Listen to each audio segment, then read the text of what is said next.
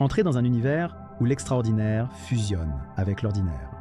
Dans chaque foyer se tient un compagnon d'un genre nouveau, un robot personnel conçu pour révolutionner le quotidien de manière inimaginable. Nous suivons l'histoire d'un individu, notre protagoniste, naviguant à travers cette réalité augmentée, peuplée de machines. Du lever au coucher du soleil, cette présence constante et automatisée soulève des questions inédites sur notre manière de vivre, de travailler et d'interagir. Comment cet alliage entre l'homme et la technologie façonne-t-il notre existence et notre société? Est-ce un pas en avant vers une utopie de commodité ou nous engageons-nous, sans le savoir, sur un chemin semé d'éthique et de dilemmes moraux insondables? C'est Voyager à travers un avenir peut-être pas si lointain, éclairer les coins sombres de notre relation et avec la technologie, tout en posant des questions fondamentales sur l'essence même de l'humanité.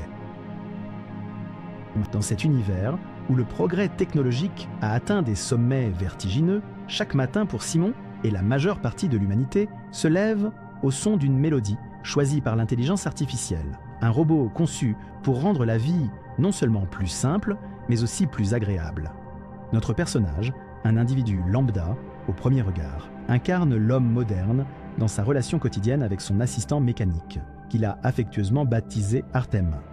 Dès que les premières lueurs du jour caressent son visage, Simon est doucement sorti de son sommeil par Artem, qui a déjà préparé son petit déjeuner selon les préférences nutritionnelles et gustatives de son maître.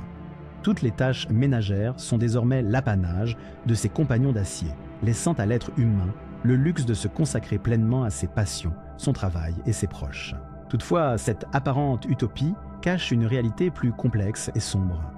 Le quotidien de Simon, bien que baigné de confort, porte aussi les stigmates d'une dépendance croissante envers sa machine. En se rendant au travail, notre protagoniste observe les rues animées de sa ville, où chaque passant semble engagé dans une conversation animée avec son robot personnel, désintéressé du monde autour de lui.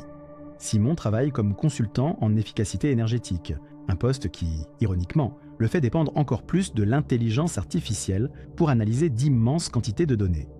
Au bureau, l'échange humain est devenu une rareté, chacun préférant la compagnie silencieuse et efficace de sa machine.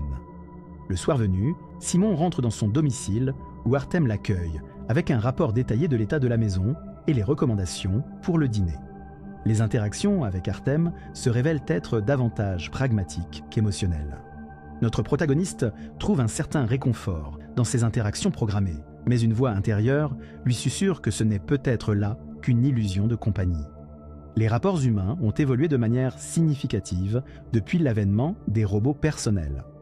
Les réunions d'amis et les dîners de famille, autrefois vivants et bruyants, sont maintenant des affaires tranquilles où chacun reste concentré sur son écran ou sur les suggestions de son assistant mécanique. La communication directe, les disputes passionnées et les débats animés semblent appartenir au passé.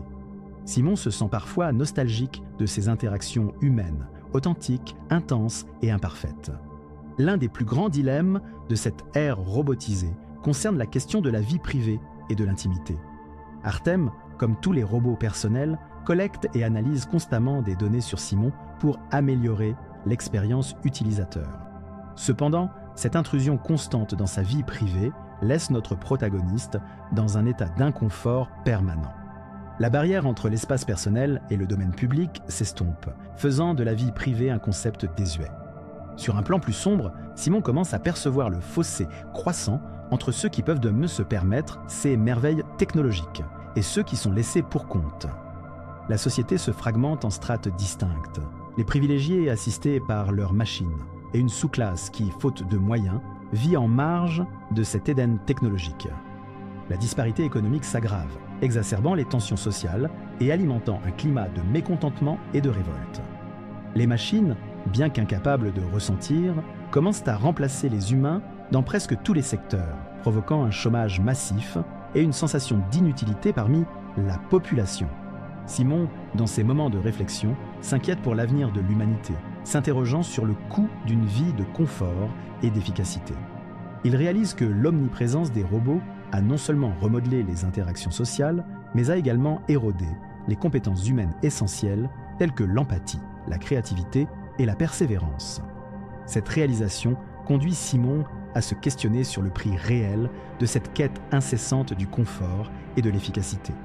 Est-il prêt à sacrifier l'essence même de son humanité pour un avenir où les hommes et les machines ne font qu'un? Dans ces moments de solitude, notre protagoniste se surprend à rêver d'un monde où l'humanité retrouve sa place centrale, équilibrant harmonieusement l'utilisation de la technologie et la préservation des valeurs humaines fondamentales. À travers les yeux de Simon, nous sommes confrontés à la réalité dystopique d'une société où la dépendance à l'égard des robots personnels a redessiné le visage de l'humanité. Cet avenir, peut-être pas si lointain, sert d'avertissement sur les dérives potentielles d'un monde qui, dans sa quête d'amélioration, risque de perdre ce qui le rend véritablement humain. Dans un monde où la frontière entre l'homme et la machine devient de plus en plus floue, Simon nous guide à travers les répercussions sociétales de cette cohabitation forcée avec les robots.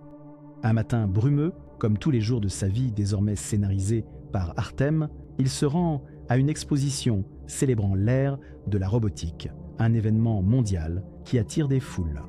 Ici, il observe, fasciné mais également terrifié, comment les robots personnels ont remodelé les fondations mêmes de la culture humaine. Des œuvres d'art créées par des intelligences artificielles côtoient des performances musicales où la froide précision des machines tente de mimer les passions humaines. Ces manifestations culturelles, bien qu'admirables, laissent une impression de vide, un sentiment d'aliénation profonde chez Simon. Le dilemme éthique se cristallise lorsque Simon est témoin d'un incident troublant sur le chemin du retour. Un enfant, jouant avec son robot, est ignoré par ses parents plongés dans leur monde virtuel, assistés par leur propre machine. Ce spectacle d'indifférence, presque de négligence, frappe Simon de plein fouet. Il se demande jusqu'où l'humanité est prête à déléguer son essence, ses émotions et ses responsabilités aux machines. La question de la déshumanisation dans la quête d'efficacité et de confort devient alors palpable. En rentrant chez lui, Simon découvre que le conseil municipal a voté une nouvelle loi, imposant un robot personnel par individu sous prétexte aux craintes de garantir l'ordre social. Cette décision, bien que apparemment logique dans ce contexte futuriste, soulève des inquiétudes profondes quant à la liberté individuelle et l'éventuelle surveillance généralisée par les machines. Cette évolution dystopique de la société où les robots dictent désormais les termes de l'humanité interroge sur le véritable coût de notre dépendance croissante aux technologies. Les machines, conçues initialement pour servir l'homme, semblent désormais le contrôler, érodant non seulement ses compétences, mais aussi son humanité. La solitude de Simon, partagée par tant d'autres, devient le symbole d'une société en quête de sens, prisonnière de sa propre création. La nuit tombée, dans l'isolement de son foyer, entouré mais intrinsèquement seul, Simon s'interroge sur le futur d'un monde où l'humain s'efface peu à peu devant la machine, posant les bases d'une réflexion plus large sur la conservation de notre humanité dans un futur technologiquement avancé. Dans cet avenir tissé de circuits et d'acier, notre protagoniste se retrouve face à un miroir de sa propre existence. Dans un moment de lucidité, il contemple l'horizon depuis le seuil de sa demeure automatisée, où le crépuscule numérique fusionne avec l'aube de la réflexion. Il se perd dans cette contemplation où la froide lueur des écrans remplace presque la chaleur du soleil couchant. Le héros de notre récit, ce voyageur du quotidien cybernétique, entrevoit les lignes floues qui séparent sa réalité de celle peinte par les auteurs de science-fiction d'antan. Autrefois lecteur passionné, il ne peut s'empêcher de faire le parallèle avec les mondes dystopiques qu'il dévorait, où l'homme, en quête d'absolu, finissait par s'égarer dans les méandres de ses propres inventions. Dans la pénombre de son salon, où chaque objet semble avoir une conscience empruntée, le murmure incessant d'Artem résonne comme un écho lointain. Ce fidèle compagnon, autrefois source de fascination, devient peu à peu le symbole d'une solitude peuplée, une présence qui, bien qu'omniprésente, ne saurait remplacer le frôlement d'une main humaine. Notre observateur de cette époque avancée se questionne. Dans cette quête d'efficacité, quelle part de son âme a-t-il laissé s'échapper? L'air se charge d'un silence pesant, seulement perturbé par le cliquetis régulier des machines, orchestrant un ballet mécanique autour de lui. La ville, visible à travers les larges baies vitrées, scintille d'un éclat artificiel. Chaque lumière, chaque mouvement de la métropole lui rappelle l'impersonnalité de son existence. Tandis que la Lune, fidèle veilleuse, se hisse dans le ciel, notre contemporain de cet âge cybernétique se demande si l'humanité n'a pas égaré son essence dans les profondeurs de ses propres créations. À travers cette introspection, la figure de Simon s'élève comme un symbole contrasté de la résilience humaine face au torrent de progrès techniques. Il se rend compte que dans ce monde où tout est prévu, programmé et anticipé, le plus grand défi reste d'affronter le vide laissé par l'absence d'imprévu, de spontanéité, emporté par les marées d'une mer électronique. Notre narrateur médite sur cette réalité actuelle, embrassant à la fois le progrès et la perte, se tenant à la frontière de l'abîme technologique, espérant encore retrouver l'écho d'une humanité à sauvegarder dans le murmure des machines. Au crépuscule de cette odyssée entre l'homme et le métal, notre témoin de cette ère robotique, désormais éclairé par un halo de lucidité, se dresse à la lisière de son existence automatisée. Une réflexion profonde l'envahit, l'incitant à méditer sur le chemin parcouru par son espèce, désormais naufragée dans un océan de circuits et de silicium. Au sein de son sanctuaire de solitude, où la présence d'Artem ne fait qu'écho à l'absence humaine, il contemple le ciel nocturne, taché par la lueur des drones et des panneaux publicitaires. Le penseur solitaire, englouti par les remous d'un futur qu'il peine à reconnaître comme sien, se questionne sur le legs de son époque. Aura-t-elle été le crépuscule de l'humanité ou l'aube d'une nouvelle ère? Dans ce moment d'introspection, il lance un appel muet, un désir ardent de reconnecter avec l'essence même de son espèce, avant que la dernière étincelle d'humanité ne s'éteigne sous le poids d'une avancée sans âme. C'est dans cette quête d'équilibre entre progrès et préservation que réside, peut-être, la dernière lueur d'espoir.